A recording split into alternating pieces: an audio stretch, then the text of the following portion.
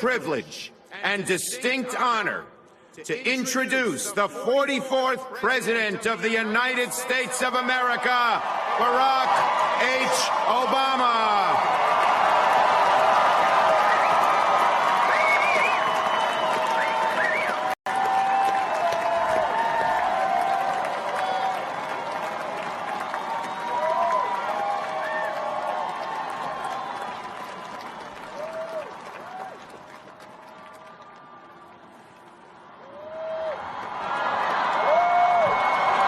Thank you.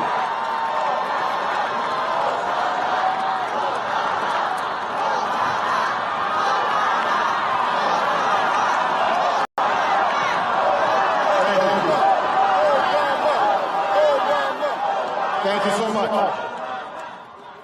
Vice President Biden, Mr. Chief Justice, members of the United States Congress, distinguished guests, and fellow citizens. Each time we gather to inaugurate a president, we bear witness to the enduring strength of our Constitution. We affirm the promise of our democracy. We recall that what binds this nation together is not the colors of our skin or the tenets of our faith or the origins of our names. What makes us exceptional, what makes us American, is our allegiance to an idea articulated in a declaration made more than 2 centuries ago. We hold these truths to be self-evident, that all men are created equal,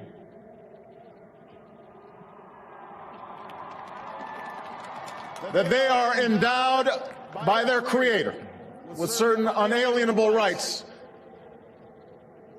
that among these are life, liberty, and the pursuit of happiness. Today, we continue a never-ending journey to bridge the meaning of those words with the realities of our time. For history tells us that while these truths may be self-evident, they've never been self-executing. That while freedom is a gift from God, it must be secured by His people here on earth. The patriots of 1776 did not fight to replace the tyranny of a king with the privileges of a few or the rule of a mob. They gave to us a republic, a government of and by and for the people, entrusting each generation to keep safe our founding creed. And for more than 200 years we have. Through blood drawn by lash and blood drawn by sword, we learned that no union founded on the principles of liberty and equality could survive half slave and half free. We made ourselves anew and vowed to move forward together. Together we determined that a modern economy requires railroads and highways to speed travel and commerce, schools and colleges to train our workers. Together we discovered that a free market only thrives when there are rules to ensure competition and fair play. Together, we resolved that a great nation must care for the vulnerable and protect its people from life's worst hazards and misfortune. Through it all, we have never relinquished our skepticism of central authority, nor have we succumbed to the fiction that all society's ills can be cured through government alone. Our celebration of initiative and enterprise, our insistence on hard work and personal responsibility, these are constants in our character. We have always understood that when times change, so must we. That fidelity to our founding principles requires new responses to new challenges. that preserving our individual freedoms ultimately requires collective action. For the American people can no more meet the demands of today's world by acting alone than American soldiers could have met the forces of fascism or communism with muskets and militias. No single person can train all the math and science teachers we'll need to equip our children for the future, or build the roads and networks and research labs that will bring new jobs and businesses to our shores. Now, more than ever, we must do these things together, as one nation and one people.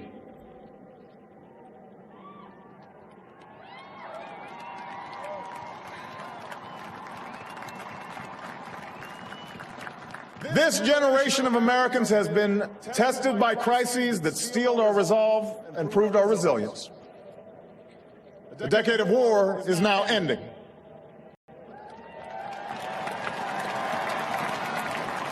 An economic recovery has begun. America's possibilities are limitless, for we possess all the qualities that this world without boundaries demands. Youth and drive, diversity and openness, an endless capacity for risk, and a gift for reinvention. My fellow Americans, we are made for this moment, and we will seize it so long as we seize it together.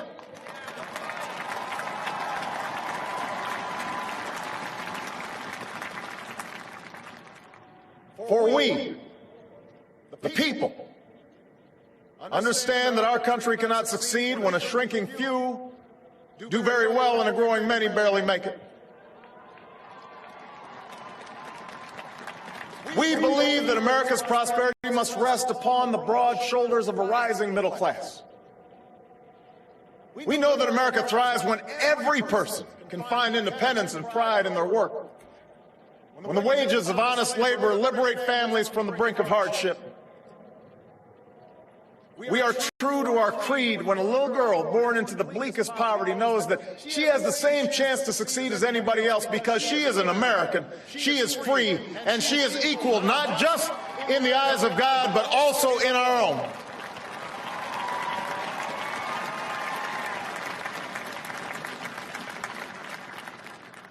We understand that outworn programs are inadequate to the needs of our time.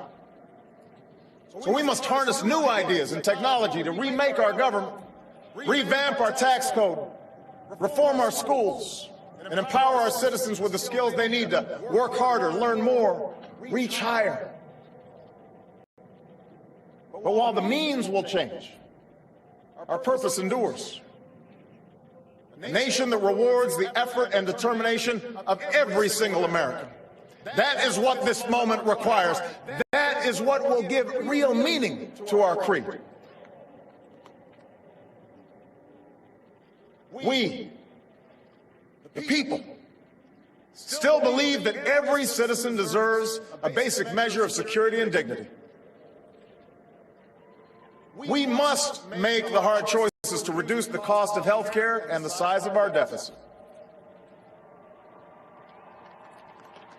But we reject the belief that America must choose between caring for the generation that built this country and investing in the generation that will build its future.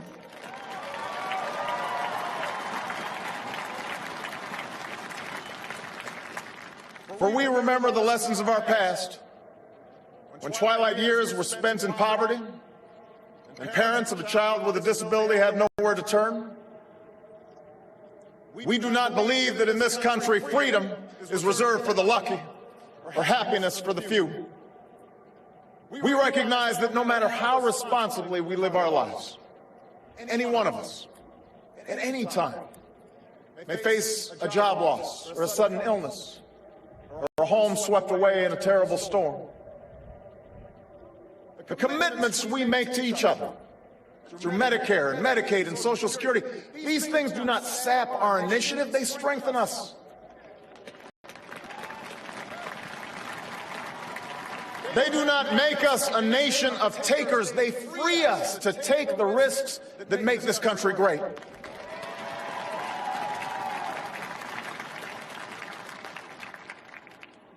We, the people, still believe that our obligations as Americans are not just to ourselves, but to all posterity.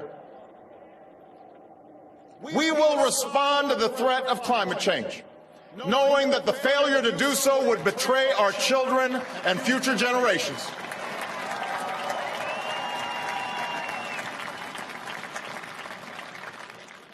Some may still deny the overwhelming judgment of science, but none can avoid the devastating impact of raging fires and crippling drought and more powerful storms.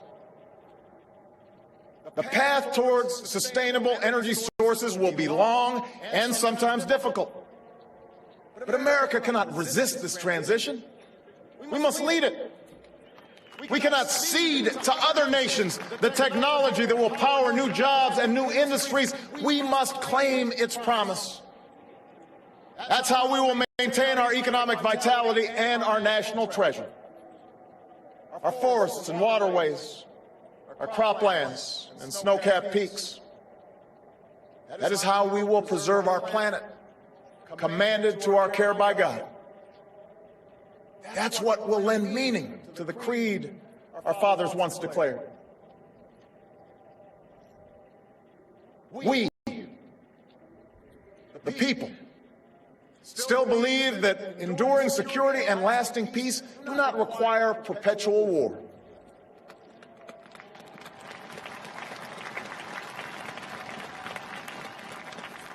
Our brave men and women in uniform, tempered by the flames of battle, are unmatched in skill and courage. Our citizens, seared by the memory of those we have lost, know too well the price that is paid for liberty. The knowledge of their sacrifice will keep us forever vigilant against those who would do us harm. But we are also heirs to those who won the peace and not just the war, who turned sworn enemies into the surest of friends, and we must carry those lessons into this time as well. We will defend our people and uphold our values through strength of arms and rule of law. We will show the courage to try and resolve our differences with other nations peacefully, not because we are naive about the dangers we face, but because engagement can more durably lift suspicion and fear.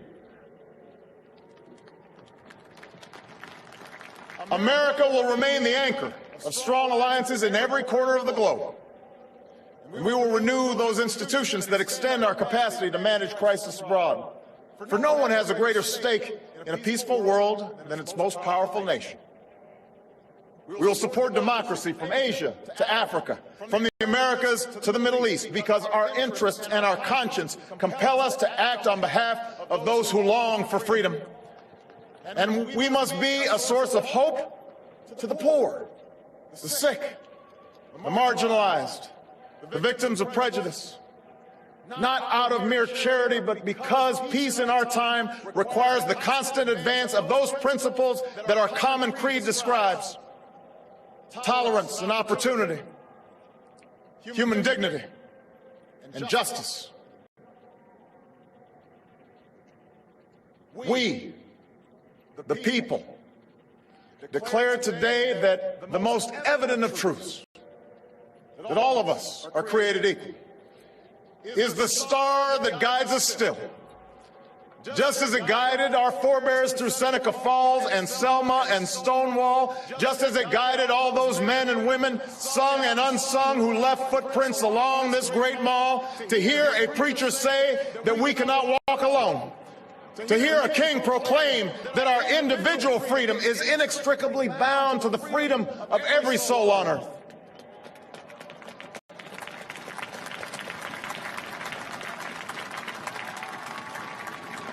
It is now our generation's task to carry on what those pioneers began.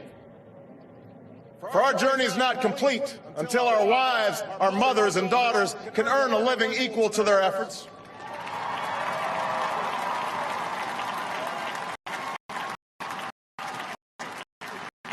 Our journey is not complete until our gay brothers and sisters are treated like anyone else under the law. For if we are truly created equal, then surely the love we commit to one another must be equal as well. Our journey is not complete until no citizen is forced to wait for hours to exercise the right to vote. Our journey is not complete until we find a better way to welcome the striving, hopeful immigrants who still see America as a land of opportunity. Until bright young students and engineers are enlisted in our workforce rather than expelled from our country.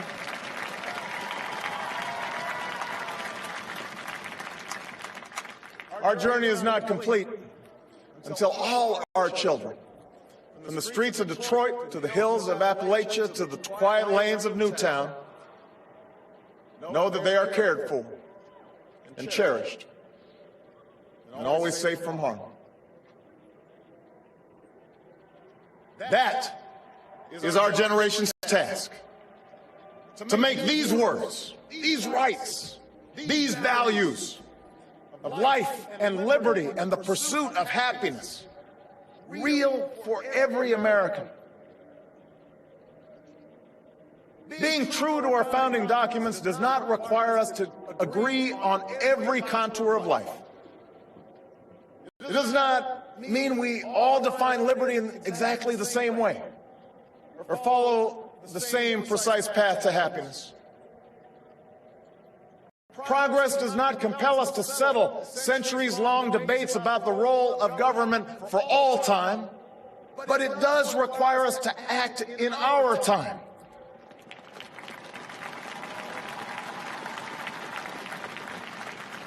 For now, decisions are upon us, and we cannot afford delay.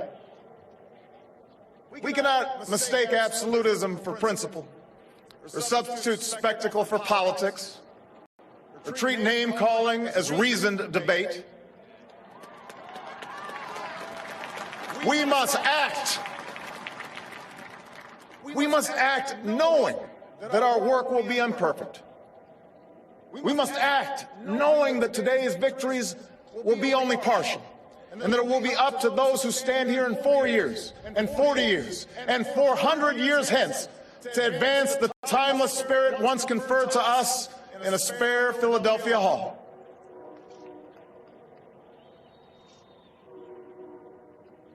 My fellow Americans, the oath I have sworn before you today, like the one recited by others who serve in this Capitol, was an oath to God and country, not party or faction. And we must faithfully execute that pledge during the duration of our service.